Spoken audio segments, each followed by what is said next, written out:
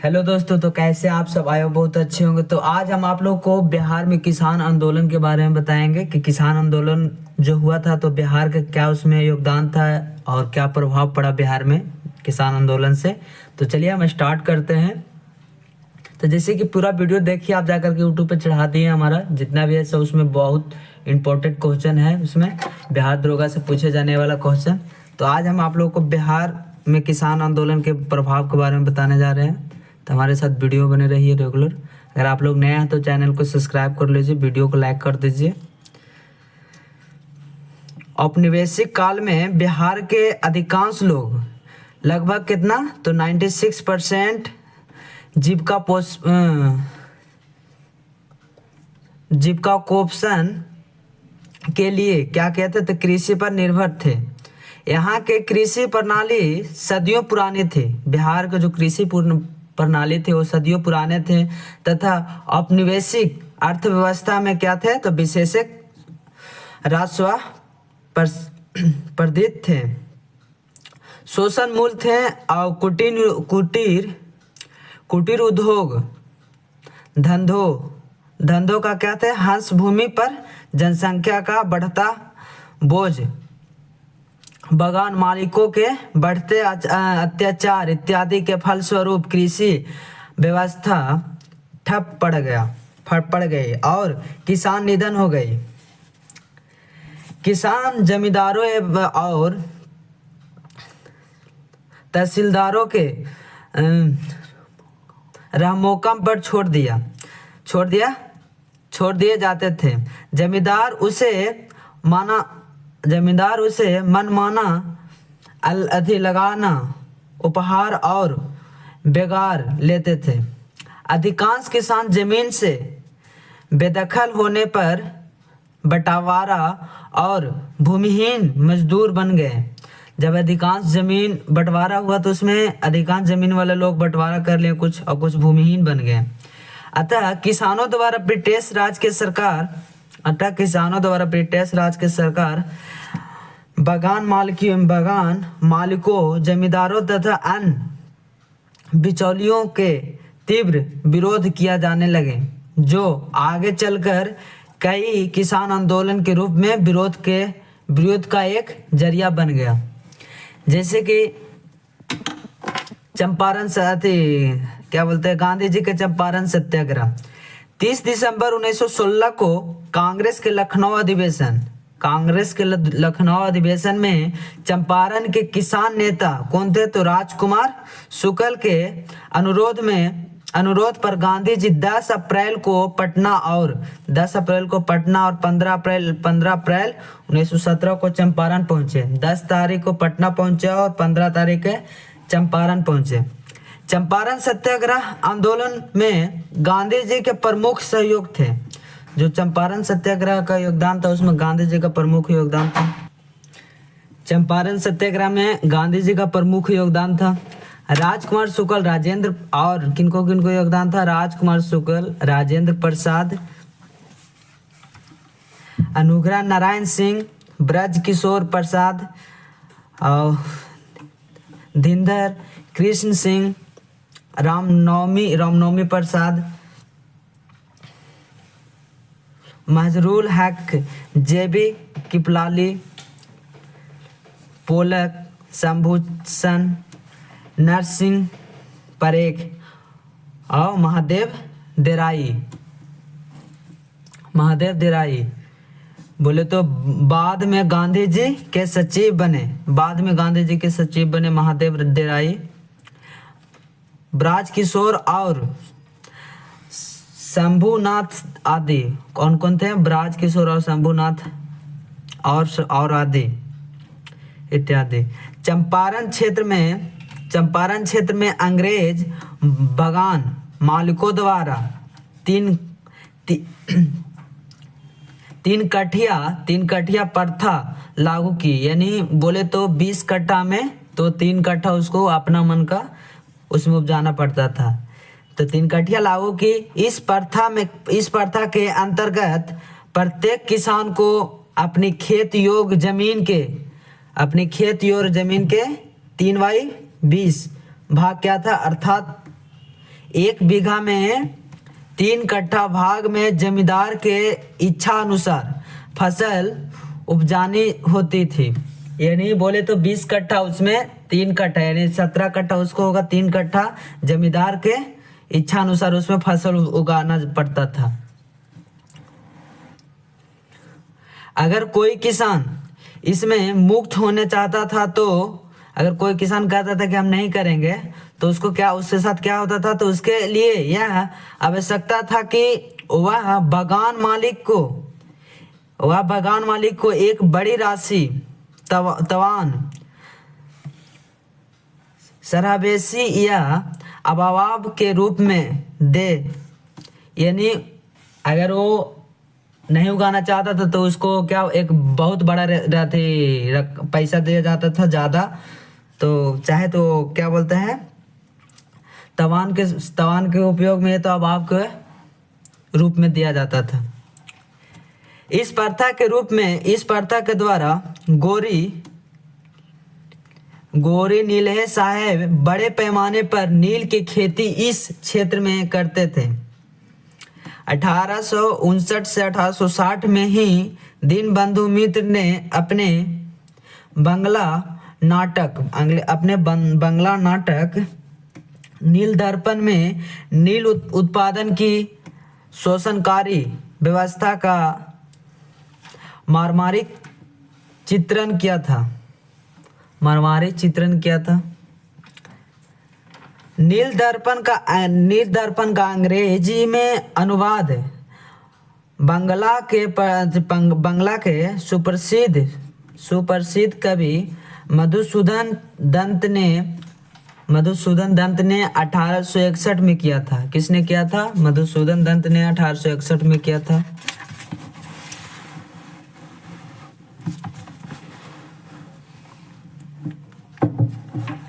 नील साहब के अत्याचार के विरोध पहला विद्रोह 1867 में हुआ था। कब हुआ था? 1867 में। मैं चंपारण के लाल सुरैया कोठी से आरंभ होकर मुजफ्फरपुर जिला तक फैल गया था। कहाँ से? सुरैया कोठी से आरंभ होकर के मुजफ्फर जिले तक फैल गया था।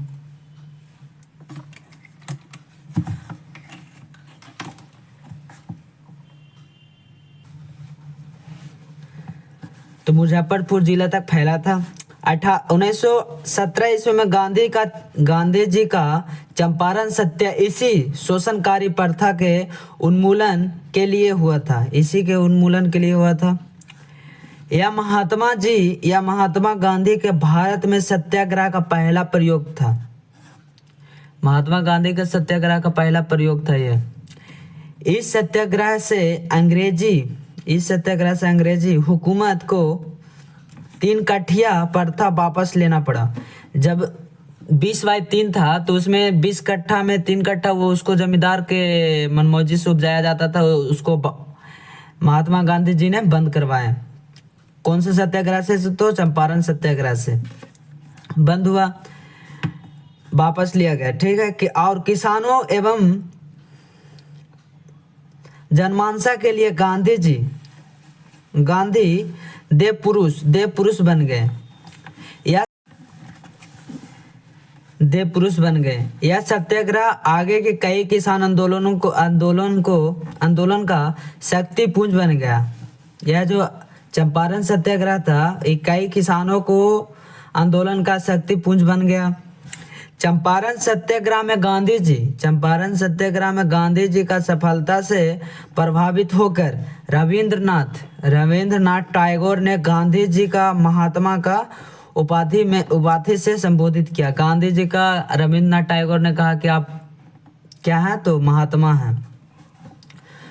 इसके पहले राजकुमार शुक्ल ने चंपारण निमंत्रण पत्र में गांधी जी के बापू कहकर संबोधित किया था। जब गांधी जी का चंपारण में निमंत्रण दिया गया था तो उसमें गांधी जी का क्या कह करके संबोधित किया गया था? तो बापू के कहकर संबोधित किया गया था।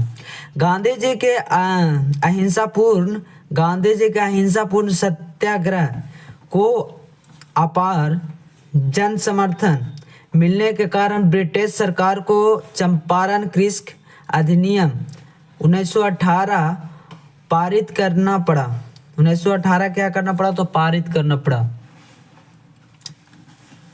चंपारण में कृषकों की स्थिति की जांच के लिए एक 6 सदस्यों जांच समिति का गठन किया गया। 6 को सदस्य समिति को गठन किया गया था। कितना, तो 6।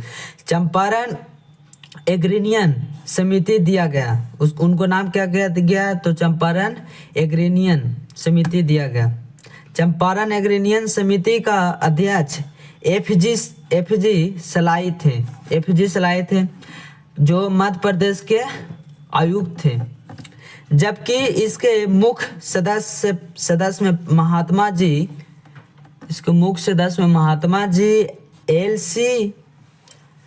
अदामी, राजा हरिप्रसाद नारायण सिंह, डीजे रीड एवं जी रैनी शामिल थे।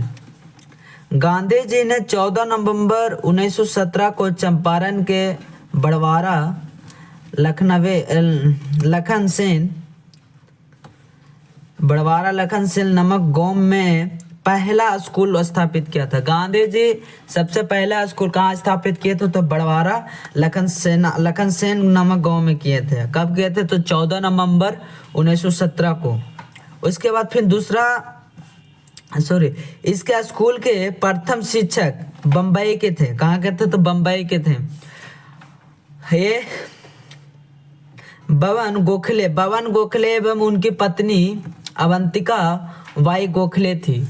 इस स्कूल के शिक्षा कौन थे, तो कहाँ के थे, बम्बई के थे। बवन गोखले थे और बवन गोखले के पत्नी अवंतिका बाई गोखले थे। और देखिए यहाँ नील की खेती का यहाँ क्या हो रहा, हौद में कूटते हुए किसान का ईंट के लिए अंग्रेज अधिकारी फोटो साझा करके सहित अमीन किए। यहाँ देखिए नील का खेती में हौद में नील का खेत खुदा रहा है। गांधी जी द्वारा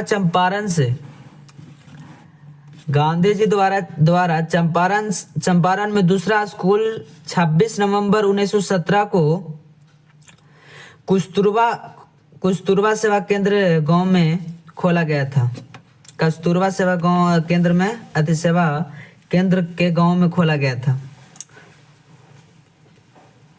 भितिहरवा आश्रम को पूर्व में कस्तूरबा सेवा केंद्र के नाम से जाना जाता था।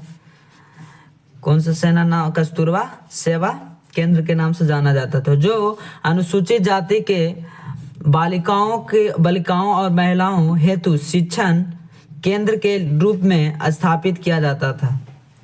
बिहार सरकार ने भितिहरवा आश्रम को ऐतिहासिक स्थल के रूप में स्थापित किया। भितिहरवा आश्रम को ऐतिहासिक स्थल के रूप में स्थापित किया। नोट में देता, बिहार में गांधी जी का चंपारण सत्याग्रह के 100 वर्ष पूरे होने का उपलक्ष्य में संपूर्ण राज्य में सत्याग्रह शताब्दी वर्ष का आयोजन किया गया। इस उपलक्ष्य में 21 से 22 फरवरी 2018 को प्रधानमंत्री नरेंद्र मोदी ने नई दिल्ली का स्वच्छ ग्रह बापू को कार्यजली एवं अभियान प्रदर्शनी का उद्घाटन किया। चंपारण सत्याग्रह के बाद किसान आंदोलन आया। 1919 ईस्वी में स्वामी विद्यानंद के नेतृत्व में मधुबनी जिले के किसानों ने दरभंगा राज के खिलाफ आंदोलन किया। कब किया था, तो 1919 में। बिहार के प्रथम 1923 ईस्वी में ही मुंगेर के शाह मोहम्मद जुबेर की अध्यक्षता में किसान सभा की स्थापना हो चुकी थी। श्री कृष्ण सिंह उसके उपाध्यक्ष एवं श्री सिद्धेश्वरी चौधरी तथा नंद कुमार सिंह सचिव थे। 4 मार्च 1928 को पटना के बिहटा में स्वामी सहजानंद सरस्वती ने किसान सभा की स्वामी सहजानंद सरस्वती ने किसान सभा की औपचारिक रूप से स्थापित कर किसान आंदोलन की नई दिशा प्रदान किया। स्वामी सहजानंद किसान आंदोलन के मूल अनुप्रेरक बन गए और मरते दम तक यह उनके जीवन का लक्ष्य बना रहा। 17 नवंबर 1929 को हरिहर क्षेत्र सोनपुर मेला में पड़ता है। हरिहर क्षेत्र सोनपुर मेला में एक सभा में प्रांतीय किसान सभा की स्थापना की। प्रांतीय किसान सभा की स्थापना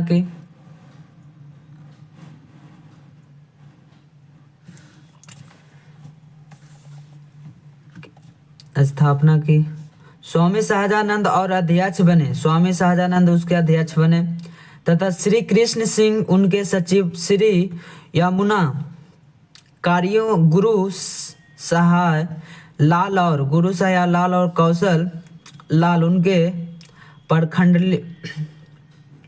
प्रमंडलीय सचिव बने थे। सरदार वल्लभ भाई पटेल ने दिसंबर 1929 में भारत के यात्रा की। इसमें इस आंदोलन को विशेष बल मिला। किसान आंदोलन के अंतर्गत जमींदारों के अत्याचार के विरोध आवाज उठाने के अतिरिक्त अन्य मांग थी। ठीक है, पहला मांग था तो क्या था, नहर शुल्क में कमी करते हैं। दूसरा था मालगुजारी भुगतान की पक्की रसीद देना। और तीसरा था क्या, बकासत भूमि को लौटाना। और सारे था शाहाबाद एवं चंपारण जिला में नहर टैक्स के विरोध आंदोलन काफी उग्र था।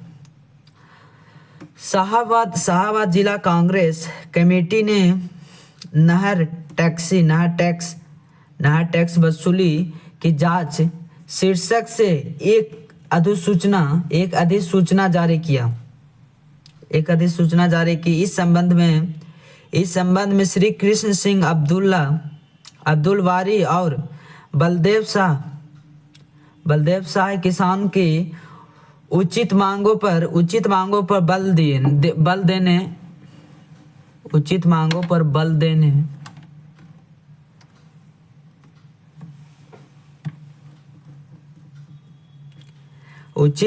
पर बल देने हेतु शाहाबाद गए। दो स्थानीय कांग्रेसी नेताओं कौन थे तो गुप्तेश्वर पांडे तथा विंध्याचल के साथ उन्होंने जिला के विभिन्न स्थानों की यात्रा की। किसान आंदोलनों एवं कांग्रेस की गतिविधियों को कमजोर करने के लिए क्या कहते हैं, अंग्रेज का समर्थन से बनी बिहार का जमींदार संगठन कब बने थे तो दिसंबर 1932 में रांची में यूनाइटेड पॉलिटिकल पार्टी बन गई। कब बने थे तो सितंबर 1932 में।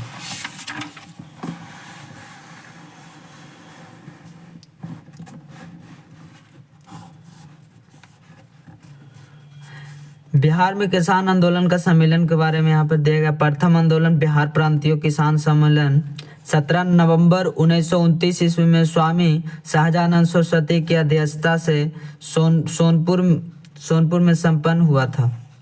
दूसरा हुआ था 29 से 30 अगस्त 1934 को पुरुषोत्तम दास डंटन की अध्यक्षता में गया में संपन्न हुआ था। इस आंदोलन से खान अब्दुल्ला गफार खान ने भी अपने भाई के साथ भाग लिया था। तीसरा हादीपुर में हुआ था 26 से 27 नवंबर 1935 को स्वामी सहजानंद सरस्वती की अध्यक्षता में संपन्न हुआ था। इस सम्मेलन में जमींदारी प्रथा हटाने का प्रभाव स्वीकृत हुआ था। तीसरा में हुआ था जमींदारी प्रथा का हटाने का बात हुआ था। अप्रैल 1936 में अखिल भारतीय किसान सभा की स्थापना लखनऊ में की गई थी। कहाँ की गई थी? तो लखनऊ में अखिल भारतीय किसान सभा का स्थापना, जिसमें स्वामी शाहजानंद सरस्वती की अध्यक्षता एवं पोएनजी रंगा को महासचिव बनाया गया था। प्रोएनजी रंगा को महासचिव बनाया गया था।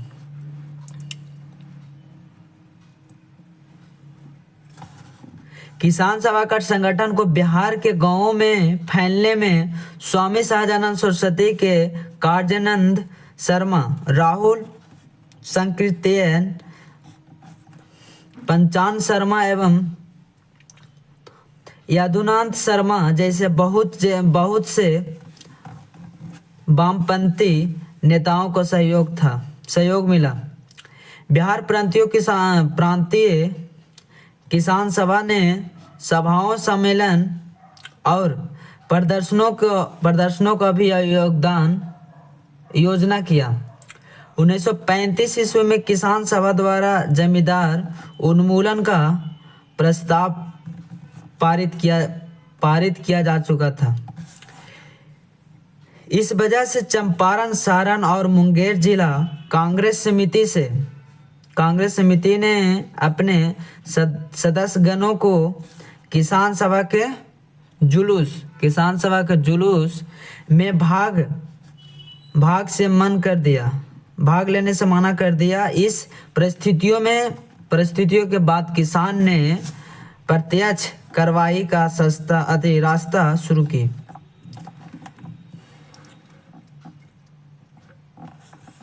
नवंबर 1935 में मोकामा क्षेत्र में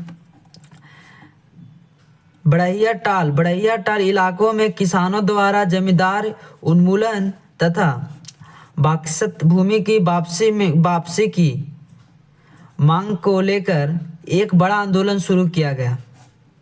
इस आंदोलन में कार्यानंद शर्मा की भूमिका काफी महत्वपूर्ण थी।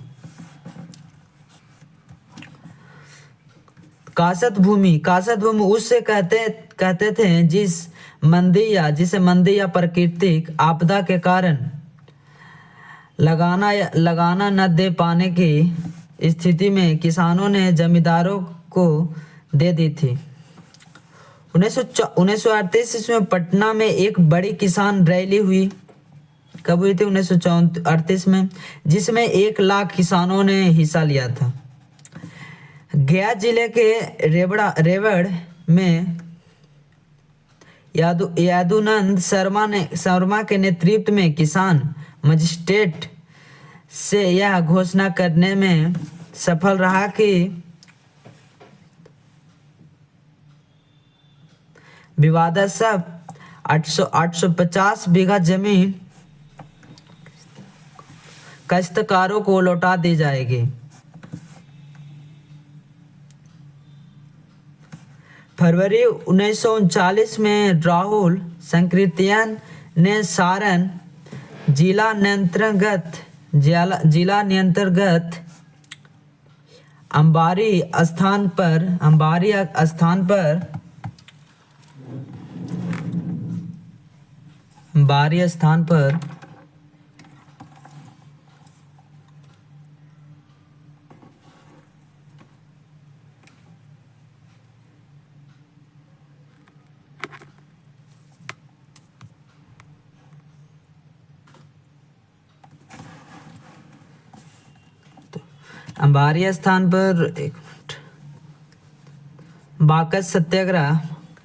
बाकस्ता सत्याग्रह शुरू किया। स्वामी शाहजानंद सरस्वती ने हुंकार पत्रिका का प्रकाशन कर किसानों में जागरूकता फैलते रहा। अप्रैल 1939 में आचार्य नरेंद्र देव की अध्यक्षता में गया में अखिल भारतीय किसान आंदोलन का वार्षिक अधिवेशन हुआ।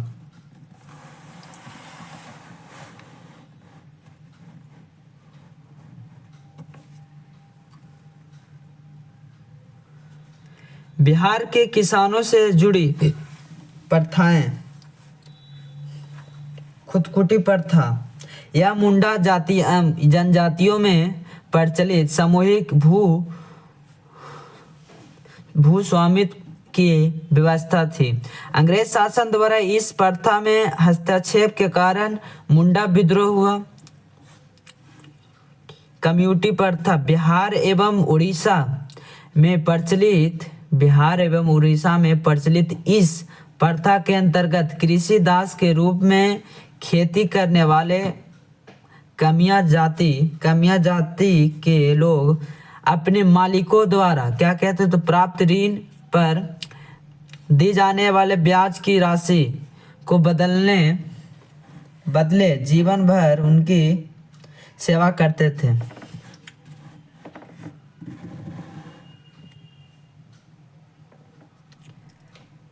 तीन कठिया प्रथा चंपारण क्षेत्र में अंग्रेज बगान मालिकों द्वारा इस प्रथा के लागू किया गया था। किसको द्वारा किया गया? तो अंग्रेज के जो मालिक थे उन्हीं के द्वारा ये प्रथा का तीन कठिया लागू किया गया था। इस प्रथा के अंतर्गत प्रत्येक किसान को अपनी खेती योग जमीन के 15% 15 बोले तो 1 बीघा में 3 कट्ठा भाग में नील की खेती करनी पड़ती थी। यानी 20 कट्ठा में 3 कट्ठा नील की खेती करनी पड़ती थी। यानी उस अंग्रेज के मालिकों के आधार पर वो 3 कट्ठा में उपजाया जाएगा फसल। ठीक है, तो मिलते हैं नेक्स्ट वीडियो में। अब अगला वीडियो रहेगा बिहार में क्रांतिकारी राष्ट्रवाद के बारे में समझाएंगे। मिलते हैं नेक्स्ट वीडियो में, तब तक बाय, जय Hind, love you all student.